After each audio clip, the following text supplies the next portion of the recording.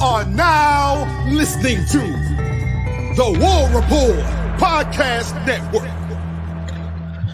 What is up, everybody? Welcome back to the College Loop Podcast of the 251 of the College Loop Podcast. I am Dylan Larck, ABoy on Twitter. Here to talk to you today about Auburn football as they get ready for their Week 3 opponent in New Mexico. But I'm going to do a little rearranging of these pregame shows. I'm going to have the 10-game predictions first and then get into the prediction afterwards. So I just kind of got to run through my top 10 games of the week. There were a lot of games that I thought could have been added to this. I didn't add Texas A&M and Florida. I'm not too high on Florida at all, and I think that A&M is going to run away with that game. And, of course, Colorado and Colorado State was also picked to be on this, but I chose not to. I picked it last year, and I'm not interested in that game whatsoever. So just getting right into these games of the week. So Bama at Wisconsin is going to happen on Saturday. Alabama's traveling to Madison and are currently a 16-point favorite, giving Wisconsin a 7.9% chance of winning. I am not high on Wisconsin. If you asked me this question about 2 months ago, I probably would have said I was going to be confident Wisconsin can make it close. I don't think they can. Wisconsin has played terribly thus far in the season. They have won both their games by a total of 28 points combined, beating Western Michigan by 14 and then beating South Dakota by 14 as well. Alabama hasn't looked the best either, but they're winning their games by a lot of points. I think Wisconsin has the opportunity to do something special. I think that they have a lot of potential within the program eventually under Luke Fickell, but this year is not the year. I've been bitten by the Tyler Van Dyke bug before, thinking that he was going to lead Miami to glory. I am not falling for it again, so give me Alabama in this game. Number 2 on the list, the College Game Day, ESPN's Game of the Week. The LSU Tigers, number 16 team in the country, will travel to Columbia, South Carolina, take on the South Carolina Gamecocks. LSU is a 7-point favorite, and I'm going to rock with the favorite here. I like LSU's chances of winning a game that they need to win. They lost to USC. They struggled against Nichols last week. And South Carolina had a great win over Kentucky. I just don't think that the firepower that LSU has is going to be something that South Carolina can catch up with. I think South Carolina's offense is definitely the worst part of their team, and they can't pass the ball. They have 2 dual threat quarterbacks, and dual threat being they don't trust Lenore Sellers to throw the ball down the field. He can run the ball very well, and Robbie Ashford behind him can run the ball very well. But I don't think they have the weapons or the scheme to really pass the ball down the field. They are going to be running Beamer ball all the way down the field if they can, and they're going to rely heavily on their pass rush. They have an excellent true freshman as their edge rusher, but LSU matches that with having one of the best offensive lines in college football. I think LSU wins this game. I think they cover. Number 3 on this list, and it's going to be my first little interesting one of the day. Memphis, 2-0 Memphis is traveling to Doak Campbell Stadium in Tallahassee, Florida, take on the Florida State Seminoles. Memphis is currently some people's favorites to make it to the college ball playoff. I am kind of leaning towards NIU right now, but Memphis is currently a 6.5-point underdog. I am going to rock with the underdog here. I like Memphis's chances of taking down a very depleted-looking Florida State team. The Florida State does not look like they are prepared for the rest of the season. They just lost to Boston College over a week ago. I think they got a bye week, actually, if I'm not mistaken. Yeah, they had a bye week. But I don't think that they are prepared. And I mean, I could give them the benefit of the doubt here. ESPN definitely is by giving them the favor and giving them the high FPI to win. I'm going to rock with Memphis. I think that they're just a more coherent team as a whole. And I mean, when they're winning, they beat the crap out of Troy. They beat UNA by 40. And Florida State is just kind of playing below status, the status quo of what we were expecting from Florida State. So give me Memphis in this game. I think they're going to overachieve and get the massive upset And as I'm talking, the Pac-12 is currently targeting Boise State, San Diego State, Colorado State, and Fresno State to join the Pac-12. So the Mountain West is now going to die. That is happening as I am talking right now. So that's cool at 11 o'clock at night. So up next on the docket, Boston College is going to travel to a different Columbia. This one in Missouri to take on the Missouri Tigers, number 24 team in the country, taking on number 6 team in the country. Missouri is currently a 16-point favorite. I think Missouri gets it. I think Missouri covers. I think we saw the best of Boston College at beating Florida State, and they beat Duquesne last week. I think that the firepower of Missouri is not going to fizzle off like the firepower of Florida State was supposed to look like. I'm going to give it to Missouri here. And a lot of times I'm going to try to lean more SEC towards things. It's not bias. It's kind of like just the truth. But Missouri is a top team in the country. They're one of my underdog picks to win the SEC, and I think they're the third best team in the SEC. So I'm going to rock with Missouri in this one, and I'm going to give them the cover too. I think Missouri covers this game as well. So up next, Tulane. The Tulane Green Wave will travel to Memorial Stadium in Norman, Oklahoma, and take on the newly acquired SEC team, the Oklahoma Sooners, number 15 team in the country. OU is currently a 14-point favorite, 13.5. I'm going to round up. But OU has not looked the part. I think they've looked very bland on offense, have not really impressed very much. Last week, struggled against Houston, a team who I would have put near the bottom of the Big 12 rankings, and they were only able to beat them 16-12. I'm going to give it to Oklahoma.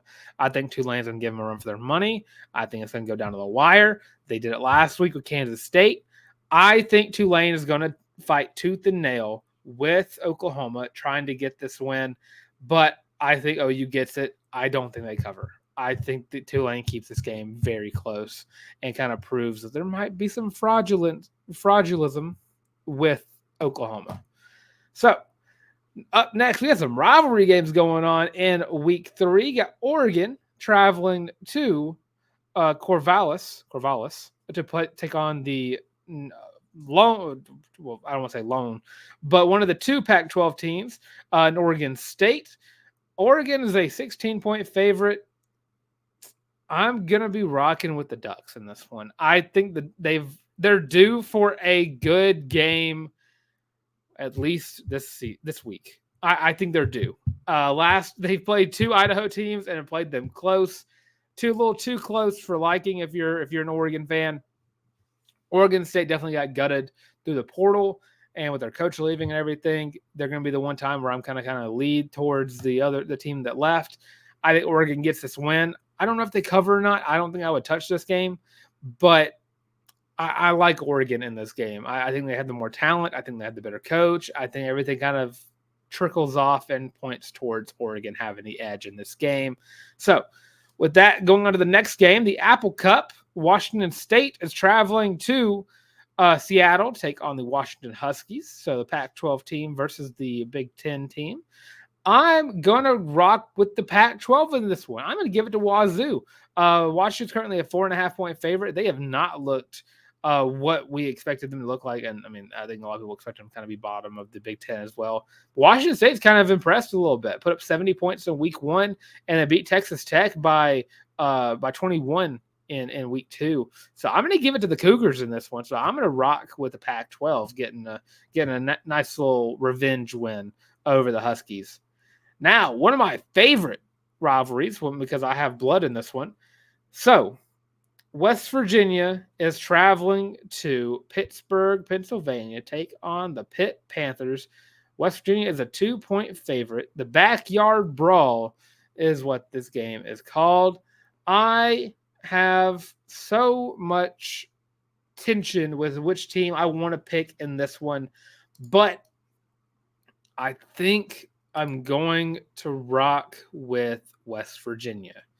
Strictly because I've not been impressed thus far with Pitt in a way that I think they played Cincinnati. They had to come back and beat Cincinnati, which showed a lot of resilience. But this West Virginia team, I think, has a potential to win a Big 12 championship this year. I don't know if they will, but I think they're going to be one of the teams that are going to be in the conversation later on in the season. They took Penn State down to the wire for a little bit before Penn State kind of ran away with it. But I think this West Virginia team has enough talent to get there. I think they have more talent than Pitt. I've not been so far impressed with Pitt's offense. West Virginia, I think, has the firepower to do so. So give me the Mountaineers in this one.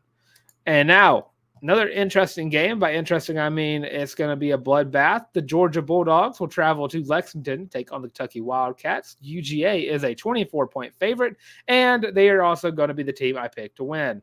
They are just the better team up and down the entirety of the depth chart and the roster. Very rarely do I think any position goes in the favor of Kentucky. I think they get the win here. After what I saw from Kentucky last week, I definitely might give Georgia the cover in this game. So, with that, last game on the docket before we get ready for Auburn versus New Mexico after the little ad break. UCF, the Fighting Malzahns, will travel to Fort Worth, Texas, take on the TCU Horned Frogs. UCF is a 2.5-point favorite. They have one of the best running backs in the country in RJ Harvey. They have a lot of former Auburn players. They have a former Arkansas quarterback. I'm going to rock with the running back room of the UCF Golden Knights. So I think UCF goes in. I think they get the win over a undefeated TCU, but an undefeated TCU by beating Stanford and Long Island University, which isn't much because UCF doesn't have that much better of a schedule either. But I will be giving the edge to UCF in that one. So just go run through Alabama, LSU, Memphis, Missouri, OU, Oregon, Washington State, West Virginia, Georgia, and UCF are all my picks of the week. As you see, my record is currently 16-4. So with that being said, let me know what your predictions are for these 10 games as well. Let me know if you make a picks alongside me for the at least last 2 weeks of the season. Let me know what your record is as well. Is it better than mine? It very well could be. But I think I'm doing pretty well. So on the other side of this break, we're going to talk about Auburn versus New Mexico. So we'll be right back on the other side of this ad. Are you tired of having to rummage through just clothes after clothes after clothes, looking for something to wear? Are you tired of your friends making fun of you for your terrible fashion sense? Well, do we have the shirt for you? Go to thewarreport.com, get your laptop out and do it right now. Go to the shop and get your very own Feelin' Loopy t-shirt as well as your college loop hat, and you can get both of them for only $25 each. Plus shipping and handling, of course. But with that, now back to your regular scheduled program. And of course, you can find those. As you see, I have a nice little transition picture, the preview for Auburn versus New Mexico. So I'll get that off real quick. There we go. Oh, it did not fix the camera. There we go. So you can check that out on thewarreport.com. Go to the shop. And of course, first page, college loop hat. Second page, Feelin' Loopy t-shirt. Most comfortable pair of items you'll ever wear in your entire life. Sources say when you wear both at the same time, Auburn starts Hank Brown. If everyone gets their Feelin' Loopy t-shirt and their college loop hat and wears it at the exact same time, Hugh Freeze will start Hank Brown. So sources are saying that's what I've been hearing. So as you know, and as I know as well, I don't know why I said it like that. The Auburn Tigers are going into week 3 of the college football season, and they are 1-1, and the fans are not happy. I can speak from experience because I'm not very happy with how last week ended. Auburn lost to Cal 21-14 in what was an absolute, what's a nice way of saying, just a crapshoot, crap fest, something along those lines. And a week that has sparked just so much quarterback controversy. We are only in week 3 of the season, and we are already talking about Auburn benching a quarterback. And I've gotten a fair share of love because I kind of saw this coming before last season when I thought Peyton Thorne didn't really look the part. Now I'm getting all that back now after I spent all offseason trying to hype up Peyton Thorne. But fans are not happy. The fans aren't happy. They have reason to not be happy. That game was abysmal. That was a game that Auburn should have won. Auburn has the talent gap in their favor, but just nothing went right, except for the play calling, apparently. That was all right, except for one play. So, going into this week against the New Mexico Lobos, the team Auburn is playing for the first time ever Auburn has an opportunity to do something that might help out the rest of the season. We have seen Peyton Thorne. Peyton Thorne is Peyton Thorne is Peyton Thorne. It's time for a change. And this has been the perfect way to do so. Hugh Freeze has said already that this is going to be a smaller package for the offense. They're not going to do anything too special with this offense. Cam Coleman is hurt. And he can play, but I don't think he will. And I don't think he should. This is not a game where I want Cam Coleman getting hurt. Arkansas is, I believe, next week. Oklahoma is the week after. And after that is Georgia, get a bye week, then Missouri, then Kentucky, then Vanderbilt, then ULM, Texas A&M, then Alabama. That's not kind of kill our best weapons right now, at least. But Peyton Thorne tried. He threw that hospital ball over the middle and knocked out Cam's arm.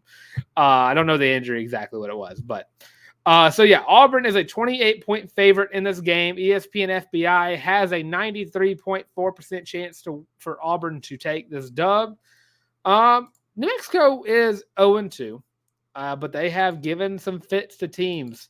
One of those teams being a top 25 team in the Arizona Wildcats, who they kind of played them very closely until Arizona ran away with it. And by ran away with it, I mean threw away with it with Tatarioa. I'm just going to say McMillan. I'm not even going to try it. Noah Fifta combined for 304 yards to each other and 4 touchdowns as well, and ran away with that game. Devin Dempierre, the quarterback for New Mexico, is an absolute menace. At least he was against Arizona. Passed for 260 yards, had 3 touchdowns, 130 yards on the ground, and 2 touchdowns on the ground as well. A dual threat menace if I've ever seen one. And probably something along the same lines as a Diego Pavia.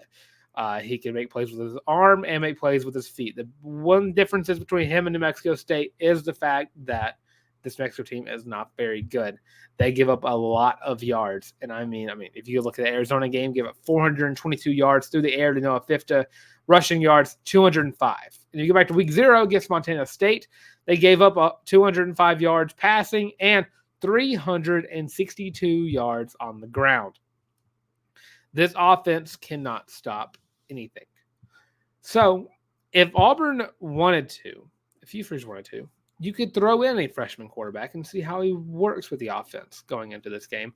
But if Auburn wants to win this game just outright, they have the talent to do it just by doing nothing really, or doing nothing really special. Just run the ball. Running the ball could do you wonders here. Show that you are willing to run the ball. That was something that I've been so annoyed with over the past few weeks, is the fact that Auburn has not been running the ball after hearing about it every single time I heard the question was asked in the offseason. The run game is supposed to be the best part of this offense, and over the past 2 weeks, I have seen absolutely none of it. None of it has been seen. I saw Jarquez Hunter in person get a nice little 30-yard rushing touchdown, and then that was it. That was it. That was the run. That was the run game right there. 34 yards. Run game. So going to this game, if Auburn's going to do anything special, handing off the ball is one way to do that. But if you want to get the ball down the field a little bit, I wouldn't be surprised if it happens either. But I want the right guys getting the ball. Cam Coleman, keep him out. Maybe don't throw the ball all the time to Keandre Lambert-Smith, even though I trust him with the ball completely. But we saw in week 1 how established the offense actually looked passing the ball when every single player that lined up as a receiver in that game before the starters came out got a target. Perry Thompson got a few catches. Malcolm Simmons got a few catches. You saw guys making plays down the field. And, for a week, those two led Auburn in receiving. Malcolm Simmons had 82 yards in week 1. Perry Thompson had 80. I think you need to incorporate the guys that we are I don't want to say that we are expecting, because we're not all coaches. We all sit on the couch and watch the game on television. But Auburn and Hugh Freeze need to show off. I don't need to show off, but they need to incorporate the playmakers that were brought in to be playmakers. We saw it happen already. We saw the guys become playmakers for Auburn early against Alabama A&M. And, of course, that's a lesser opponent than who Auburn has been playing as of late, even going into this game. Alabama State wouldn't beat New Mexico unless they ran the ball like Montana State did or if they passed the ball like Arizona did. Auburn has so much talent, and all the positions go in the favor of Auburn, except for maybe the quarterback position going into this week. I think Devin Dampierre, it kind of averages out as a better quarterback than Peyton Thorne because if he can do both things very well, he just doesn't have the talent around him to do it. So going into this week, I would love to know how much of Hank Brown we see going into this game. I think that you are going to see a fair share of Hank Brown. He got a lot of first team reps going into this week. And the Tiger talk and just hearing what the fans have to say, I don't know if it's just me kind of falling into that abyss of wanting to see the quarterback drama, or I guess not really wanting to see it, but having to come to terms with that we're going to see it this year. I think that it would do so much justice to what Hank Brown can do if he went out there with the starters. If he didn't go out there with the second team offense, I want to see what Hank Brown can do with the first team offense. That'll let me know what to expect going into the rest of the year. Because he's going to look different than Peyton Thorne is. Not even because if it's a talent gap. He's going to look different than Peyton Thorne is because of the fact that Hank Brown is not a dual threat quarterback. Hank Brown is going to sit in the pocket and throw the ball down the field. He is going to make throws and not try to run the ball out of the pocket. He's not going to try to take it too early, as we see Peyton Thorne do often. So that's something interesting with this game plan is if Hugh Freeze wants to throw the ball down the field, why not let the guy who consistently has the best deep ball at practice throw the ball down the field? I think it's time to kind of start incorporating Hank Brown a little bit more. You know, if we're sitting there wondering and seeing that he is taking first team reps, I think we should see him in the field. Let him start the game. Why not? Let him see how the offense goes without any momentum in their favor. Because if you're not trusting Peyton Thorne anymore to make plays for your offense, why are you going to hold off and wait until the SEC slate starts? Auburn does not after this week. Auburn plays exclusively SEC teams until ULM 3 weeks before the season ends. 3 weeks before the season ends. So if you're wanting to incorporate a new quarterback into your scheme, one that you're going to see if you can trust more with your playbook than you can with Peyton Thorne, I think this is the game to do it. Let him run with the ones. Let him have Keandre Lambert-Smith. Let him have Perry Thompson. Let him have Malcolm Simmons. Let him have Camden Brown. Let him have the tight ends. The tight ends should be a massive part of Auburn's offense this year. And I'm not saying that because I think they're better receivers than Cam Coleman can be or Keandre Lambert-Smith. Rivaldo Fairweather is a NFL caliber tight end. Signed, still delivered. Rivaldo Fairweather is an NFL caliber tight end, and I don't know why he has not been utilized as much as he should have been. Rivaldo Fairweather is probably the most reliable target on this team. And I say probably not even probably. But he is the most reliable target on this team because we've seen him before in this terrible offense from last year, and he was still so reliable of a target just in emergency situations, when game-winning situations against Cal last year, and he just didn't get any looks. I don't even know he got a few targets, but not enough for me to be comfortable in this offense going forward. Rivaldo Fairweather should be, in most cases, the number one target on all plays in most situations. I think Auburn kind of fell flat because they kept trying to show off the newbies, try to show off the freshmen, try to show off that, we have wide receivers now. Let's throw the ball down the field and see what happens. And you know what happens when you do that with a quarterback who can't make throws down the field? You throw 4 interceptions. Technically, you throw 6 interceptions. You just got a couple of them called back. So, minimizing turnovers is going to be another huge factor of this game, kind of bringing to that point to a close. Minimizing turnovers. Auburn has way too many turnovers. 7 turnovers already going into week 3 of the season. Auburn has also not even forced a turnover yet. It is strictly Auburn is in the -7 right now. They are losing the turnover battles all the time. Luckily, only 1-1. Luckily 1-1. Well, I guess not luckily 1-1. They were going to be Alabama regardless. The words are difficult. But luckily, losing a game by 7 last week. Auburn should have lost the game by a lot more if the defense didn't make adjustments. And the defense is going to have to make a few adjustments to Devin Dampierre because of the fact he's such a dual threat. He's going to be running the ball. He is their leading rusher and the leading passer as well. He is going to be an outstanding part of how this offense runs against Auburn.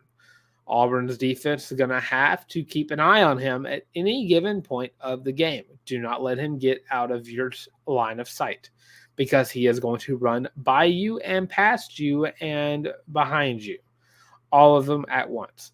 So if Auburn's not careful, watch out for him. I am not going to pick Auburn to lose this game. Auburn is going to win this game.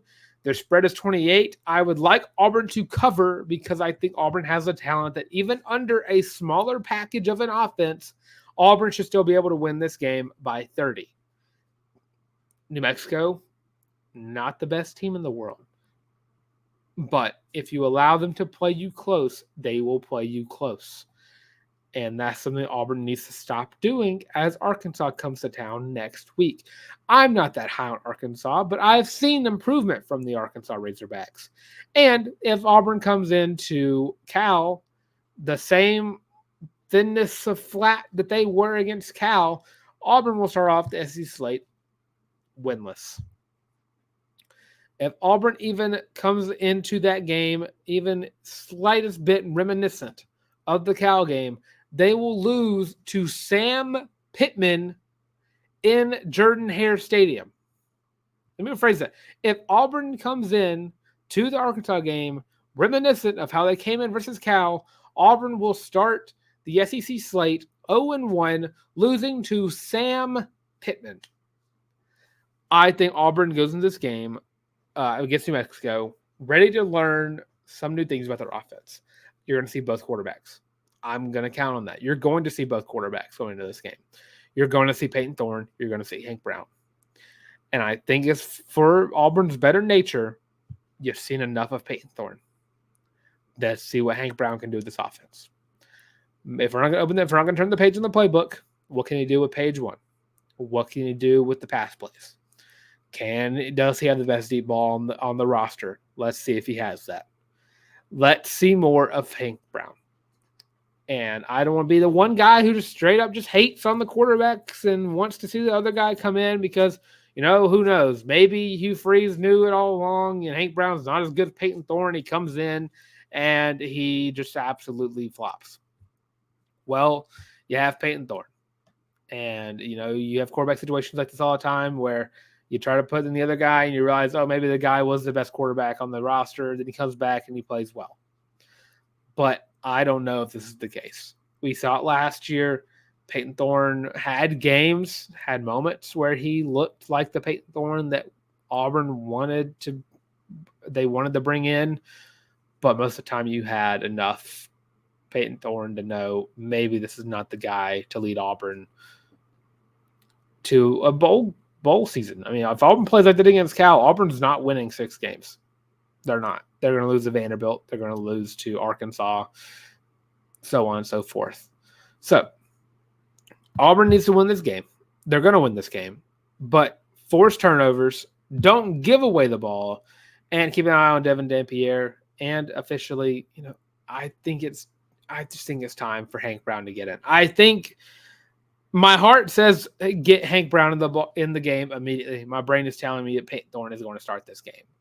And I don't know how and I'm hoping that even if Peyton Thorne starts the game, that Hank Brown will get meaningful snaps in the game and we get a nice little image of what Auburn can look like if Peyton Thorne does not get the job done or starts off slow against Arkansas. Because I think this game is going to be good practice for both of them. I mean, it's basically a quarterback battle in and of itself, because I think the best quarterback is going to be the one that goes in against Arkansas. And I mean, it's not the worst team in the world to start off get your first career start with. I mean, the Georgias and Oklahoma are the weeks after. So kind of keep that in mind when you're going into the Arkansas game, is that, who you're starting for this game is probably going to be the starter for the Oklahoma game. It's going to be the starter for the Georgia game. So I think it's smart for Auburn to do that. I think that you just need to see what he can do on film. You've only seen Hank Brown in game once against Maryland, and he looked better than Holden Geriner and Peyton Thorne combined in that game. So it's just kind of taking a break and kind of seeing what he looks like on the field. Let him try it out. Let him air it out. And just win the ball game. That's all I'm asking. I cannot deal with another week like I had last week. Can't deal with that again. Just can't. Because I was die on the hill that loss to Cal was worse than the loss to Mexico State. I will die on that hill because Auburn had every single chance of winning that game and squandered it every single time they had the opportunity. So, moving on from the Cal game, fix your issues and potentially let's see what a new guy under center will look like.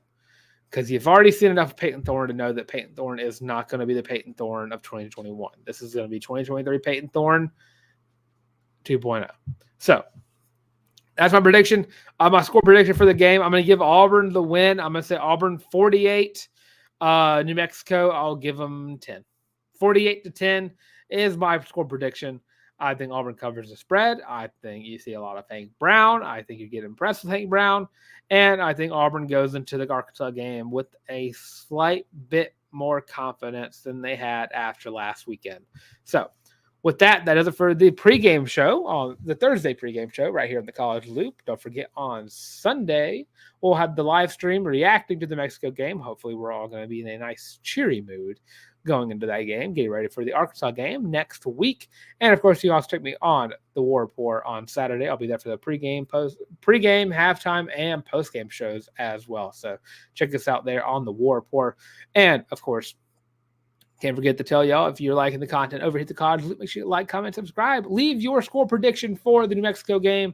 What do you think Auburn's score will be against the Lobos? And who do you think will be starting at quarterback? Who's getting the first snap of the day versus New Mexico? Leave in the comment section below. And don't forget to like and subscribe as well.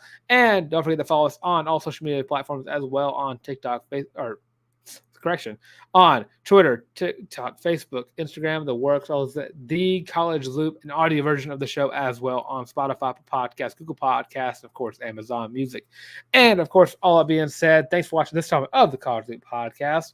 And as always, War Eagle.